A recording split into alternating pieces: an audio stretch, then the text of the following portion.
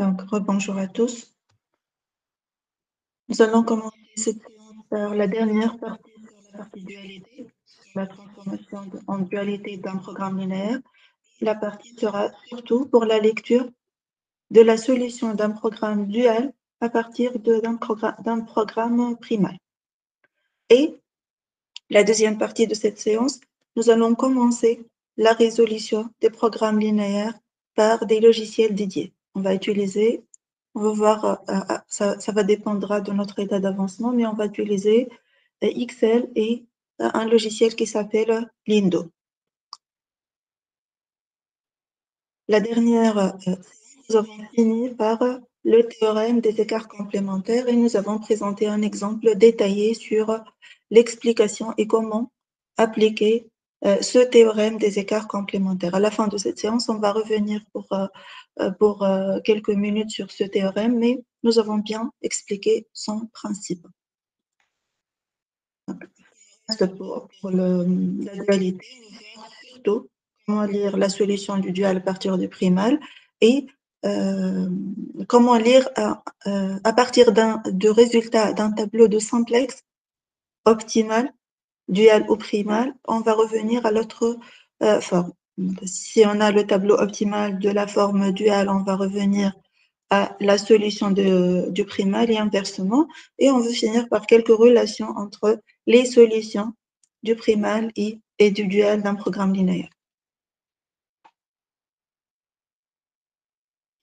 Nous avons un primal qui a une solution qu'on va appeler Z étoile. Le dual aura certainement une solution optimale de valeur, par exemple, C étoile, et cette valeur de C étoile sera exactement égale à l'optimum du primal. On va prendre la même valeur de Z étoile et ça va être nécessairement la valeur optimale de la fonction objectif du dual. C'est le premier résultat pour pouvoir lire une solution du dual à partir du primal. Deuxième résultat, les valeurs de chacune des variables d'écart du primal seront égales à moins la valeur correspondante. On dit par exemple une variable d'écart pour la première contrainte. La première variable du dual aura la valeur de moins EI. Étoile, bien évidemment. Et là, on va parler d'un problème de maximisation et donc le EI sera négatif dans le dernier tableau. De même, la valeur des écarts, les S, on va les appeler des écarts, c'est pas des surplus. Donc c'est juste S. On va noter, on va prendre cette notation pour les variables d'écart du dual. Et donc, S étoile, chacune des valeurs S étoile sera égale à XI étoile. Donc, les valeurs à l'optimum des variables d'écart du primal vont donner les valeurs des variables de décision du dual. Les valeurs des variables de décision du primal vont donner la valeur des variables d'écart du dual. D'accord? Et vous allez mieux comprendre ça avec l'exemple. On va considérer donc un exemple. Le vecteur c'est égal à xi, c'est uniquement une variable. Mais c'est quoi l'exemple qu'on va considérer pour illustrer cette hypothèse? On va considérer un primal avec un problème de minimisation, primal à 3 variables et 4 contraintes. Et on va déterminer le dual, résoudre ce programme primal et déduire la solution du dual. D'accord?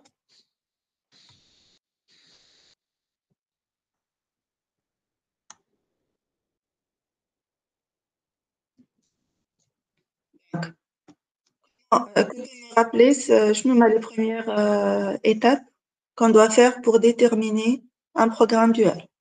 Déjà, on va se baser sur les règles de construction du dual, les règles de transformation d'un problème primal, d'un programme linéaire primal à un programme linéaire dual. Comment on fait?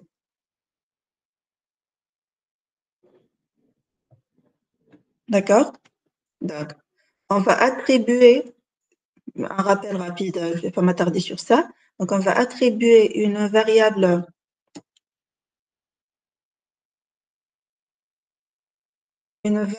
pour chacune des contraintes du primal.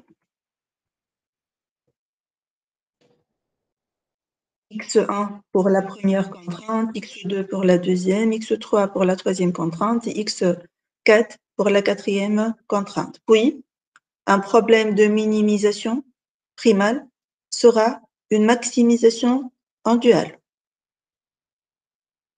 Troisième règle, les coefficients de la fonction objective du primal de 5, 3, le vecteur C, seront le second membre pour la forme dual, 2, 5, 3. Quatrième règle, les seconds membres des contraintes du primal seront les valeurs de l'objectif du dual. Et c'est ce que j'ai écrit ici. Et on va décider les signes des contraintes et les signes des variables. J'ai un problème de minimisation au primal, donc je vais lire le tableau de la droite vers la gauche. Et donc, si j'ai des limites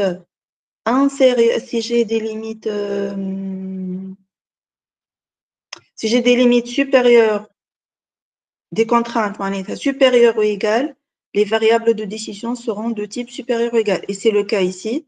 Toutes les contraintes sont de type supérieur ou égal et les variables seront donc supérieures ou égales à 0. Les contraintes du primal sont toutes de type supérieur ou égal et donc toutes les variables seront supérieures ou égales à 0. De même, si j'ai des variables de décision inférieures ou égales à 0, les contraintes seront supérieures ou égales. Donc, je vais inverser les signes entre variables de décision et contraintes. J'ai des variables de décision supérieures ou égales à 0 et donc toutes les contraintes seront de type inférieur ou égal. Si j'avais des variables mixtes ici ou bien des contraintes mixtes, on doit suivre les contraintes respectivement les variables une à une. J'ai directement appliqué le signe pour toutes les contraintes et toutes les variables parce que j'ai le même signe pour les contraintes et le même signe de variables. D'accord? Donc, nous avons déterminé la forme duale de ce primal-là, sans problème de maximisation. J'ai obtenu un programme à 4 variables qu'on a appelé xi et 3 variables d'écart si on va chercher la forme standard. Donc, si j'aurais besoin de la forme standard, on va appliquer simplex. On va lire la solution du dual à partir du simplex. Donc, si je vais transformer ça en forme standard, je vais ajouter une variable d'écart par contrainte. Et pourquoi j'ai un dual à 4 variables? Parce que j'ai un primal à 4 contraintes et 3 variables, donc j'ai 3 contraintes ici. Je vais transformer cette forme analytique en forme standard. Qu'est-ce que je vais faire? Qu'est-ce que je dois faire? On doit soustraire des surplus. Donc, si on veut lire la solution du dual à partir du primal, c'est exactement la même chose si je lis la solution du primal à partir du dual. Donc, c'est réciproque. Le dual du dual est égal au primal. Nous avons déjà dit ça la dernière séance. Si j'applique une autre fois le dual sur cette forme-là, je vais obtenir la forme primale. Donc, nous, ce que nous allons faire, j'ai déjà résolu le programme des duals.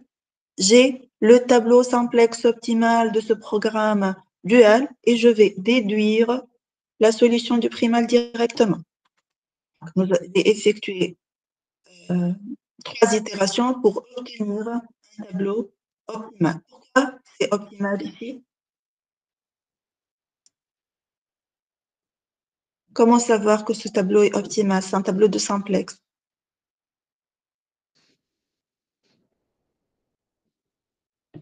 Si on revient ici, on va trouver que ce programme, c'est un programme de maximisation. Donc, pour arriver à la situation optimale, nous devons avoir des coefficients ZI tous inférieurs ou égaux à 0. D'accord? B.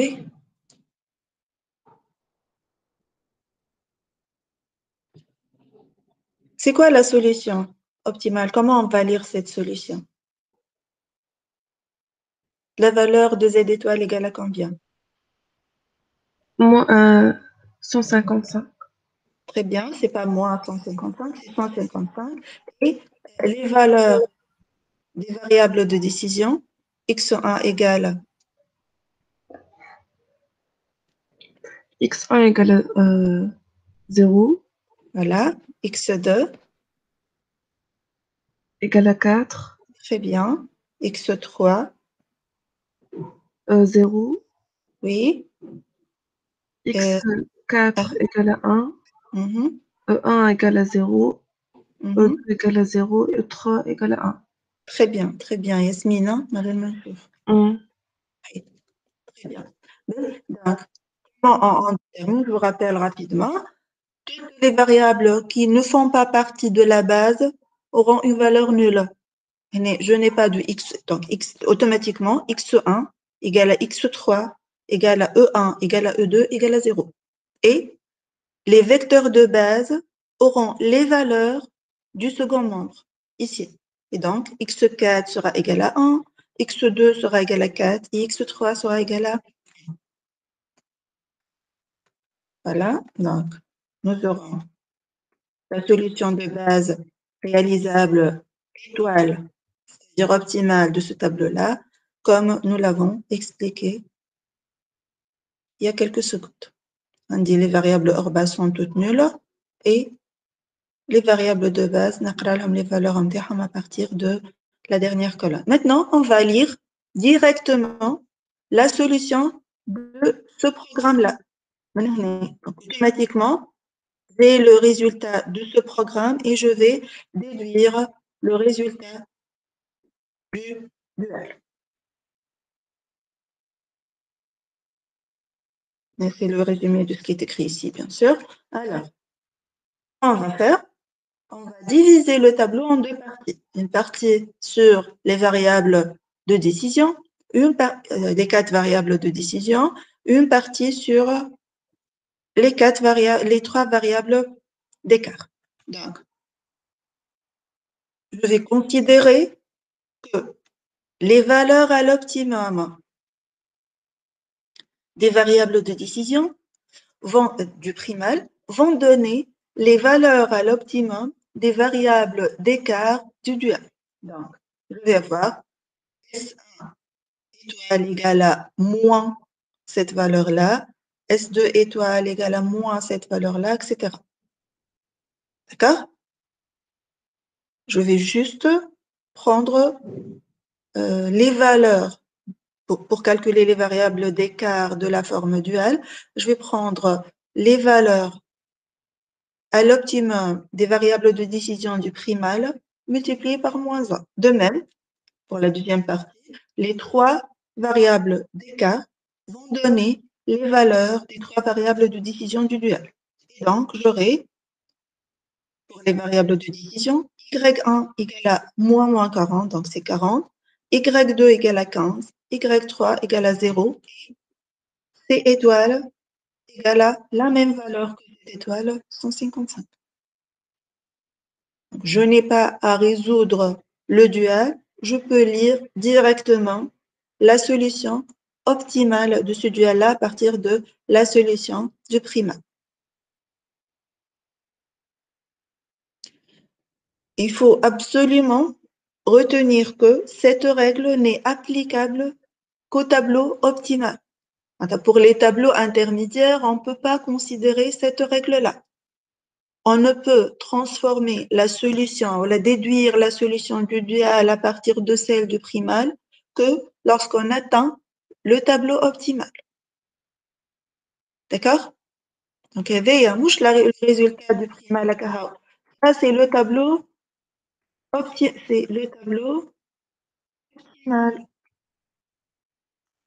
On ne peut déduire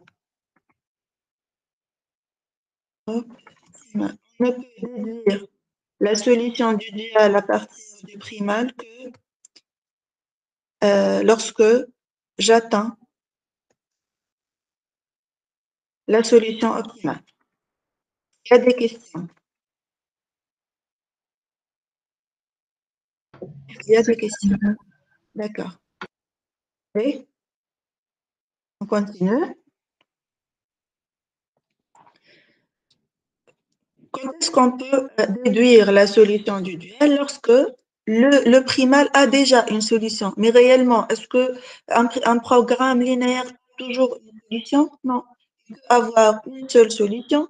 Il peut avoir au moins une solution, c'est-à-dire plus qu'une solution, un ensemble de solutions, 2, 3, 5, 10. Il peut avoir une infinité de solutions. On dit que le problème est non borné. Ou bien, un programme linéaire peut ne pas avoir de solution réalisable. Et là, nous allons voir ensemble qu'est-ce qui se passe dans chacune de ces situations-là. Si le primal a plus qu'une solution, qu'est-ce qui se passe au dual? S'il n'a pas de solution, qu'est-ce qui se passe au dual? S'il a une infinité de solutions, comment on va décrire la solution du dual? On va commencer par le cas le plus simple. Le programme primal admet une solution optimale. Automatiquement, le dual admet une solution optimale et plus que ça, la valeur de la fonction objectif du dual est exactement égale à la valeur de la fonction objectif du primal. Cx étoile, c'est le vecteur C multiplié par les variables de décision du programme primal. Y étoile B, c'est la transformation duale. Donc, ce qui était ici variable de coefficient de l'objectif sera le second membre du dual. Et donc, plutôt, ce qui était dans le primal, le second membre sera les coefficients de l'objectif du dual. Et donc, nous aurons la valeur de l'objectif à l'optimum égale à Y étoile B. Et c'est ce que nous avons fait ici avec C étoile égale à Z étoile. Z étoile, c'est X étoile, et C étoile, c'est Y étoile B. Donc, le C هي 2, 5, 3, et le B هي 10, 15, 60, 95. Le C, c'est cette valeur-là.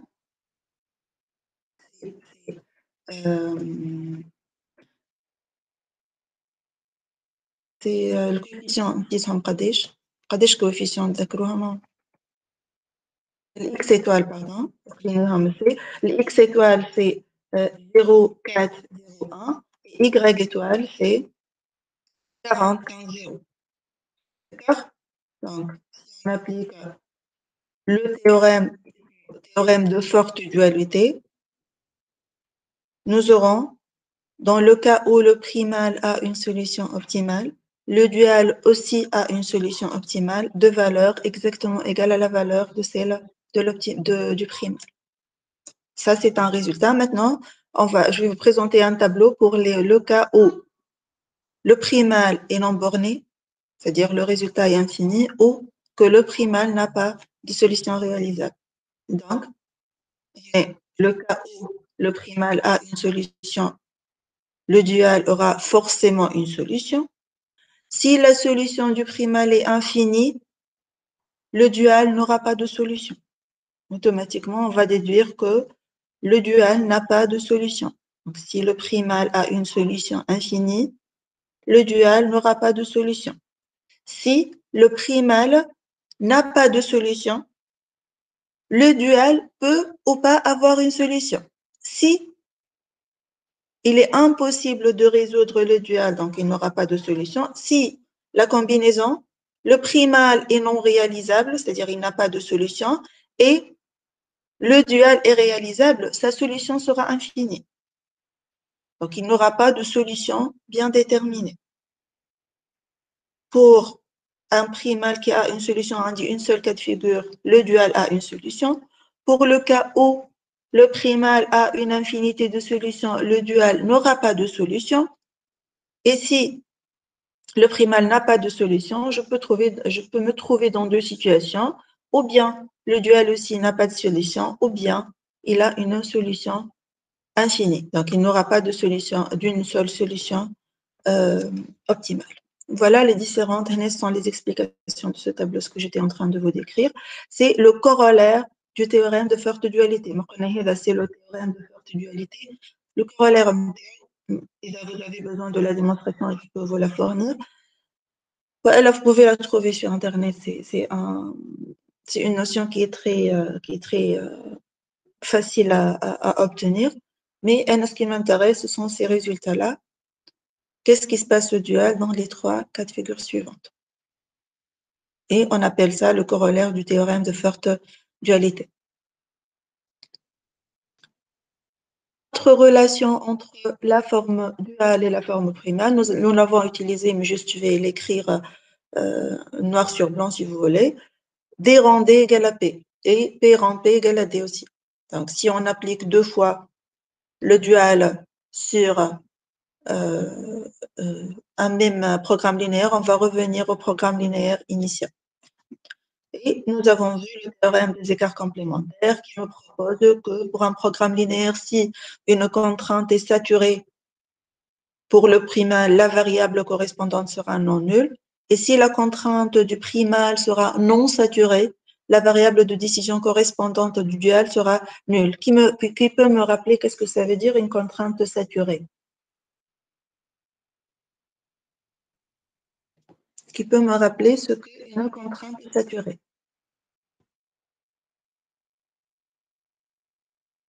Une contrainte saturée, c'est-à-dire, je reviens rapidement là.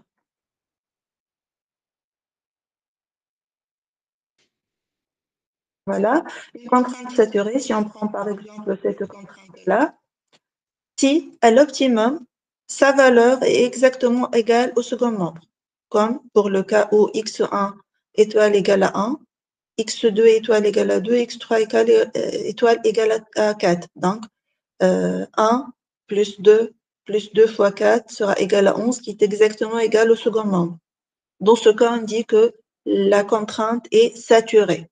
Sinon, on dit qu'elle est non saturée. Exemple, x1, x2, x3 à l'optimum égale à 1, 2, 3. Et donc, là, la valeur de cette contrainte-là sera égale à 9, strictement inférieure au second membre, et donc la contrainte est non saturée.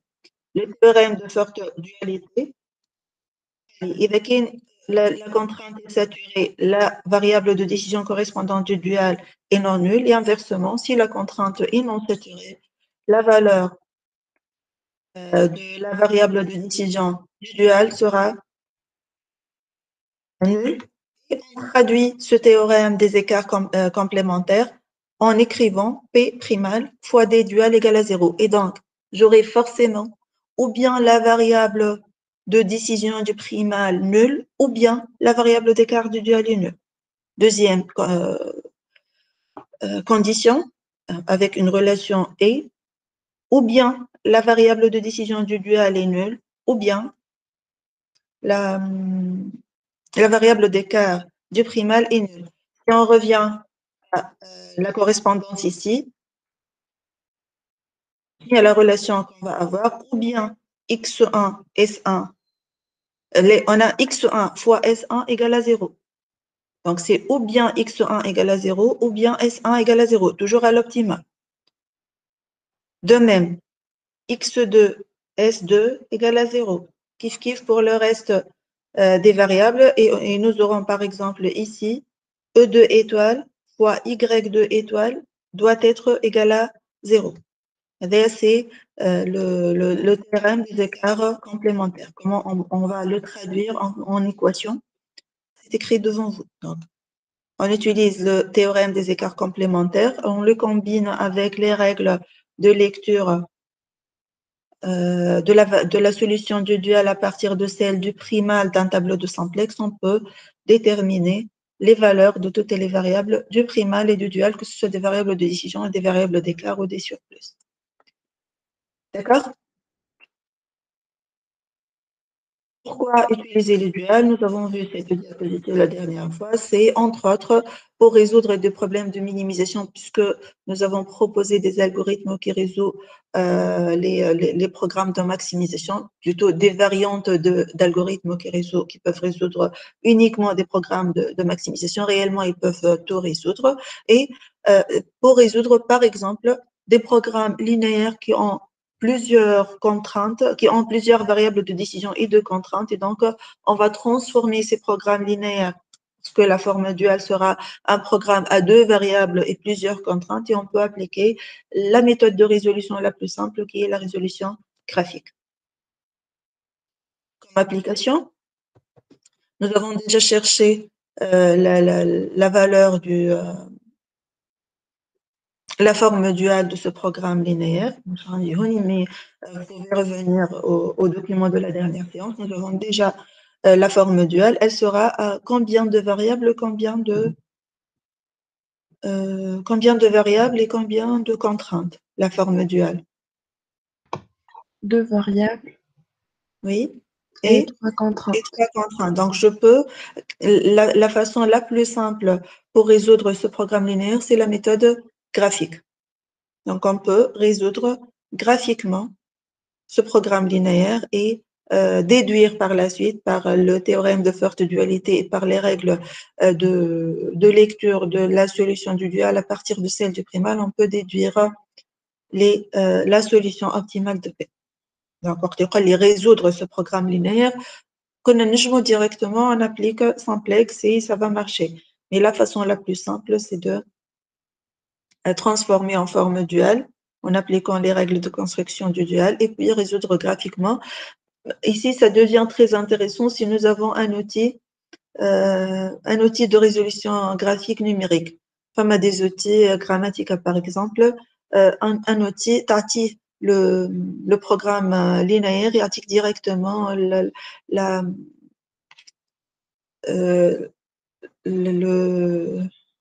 quoi?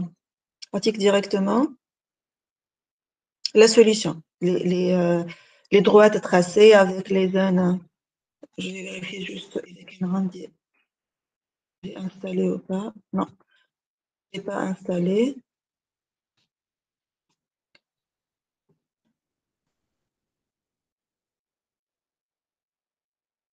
Je vais peut-être vous l'apporter la prochaine fois pour installer ça.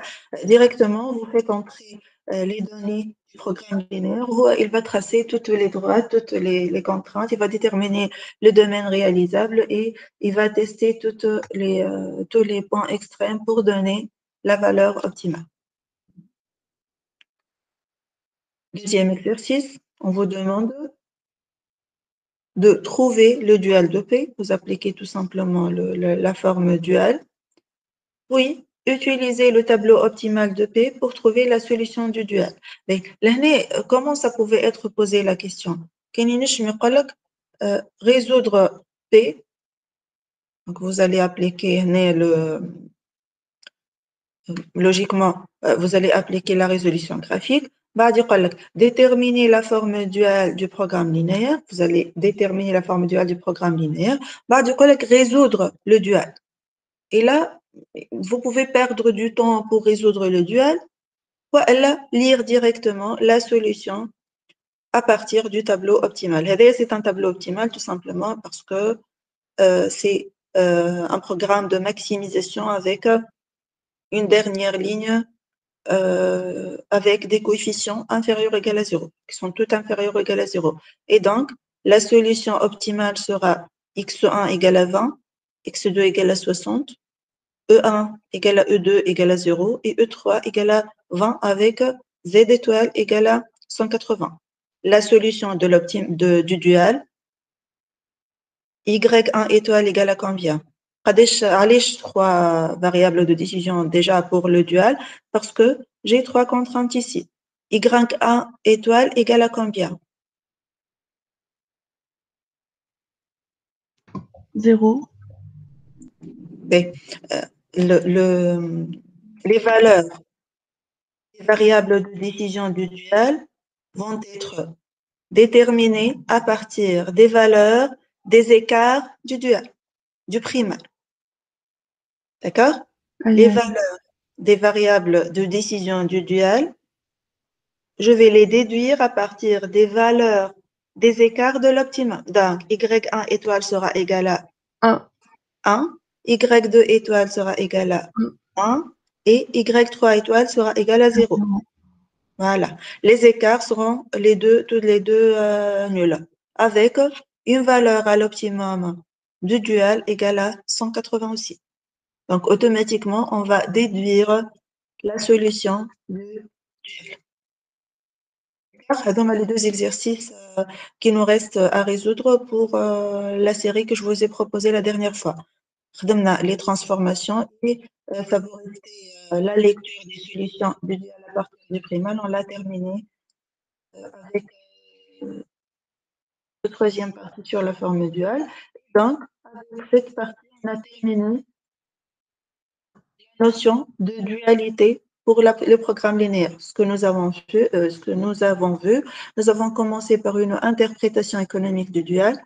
Je vous ai proposé par le site des règles d'élaboration du dual et la remarque très importante, c'est qu'il faut toujours faire attention est-ce que le primal est une maximisation ou une minimisation et appliquer tout simplement les règles de transformation. Nous avons fait des applications des règles de transformation et puis nous avons passé à nous sommes passés à la lecture des solutions du dual à partir du primal en appliquant, entre autres, le théorème des écarts complémentaires ou en effectuant une lecture à partir d'un tableau de simplex optimal du primal. On peut lire directement la solution du dual et nous avons établi toutes les relations possibles entre le primal et le dual. Vous avez des questions sur la forme duale, sur la transformation en forme duale d'un programme linéaire? C'est clair, madame. C'est clair. Donc, on va passer à la 2e partie du cours sur la résolution numérique des programmes linéaires.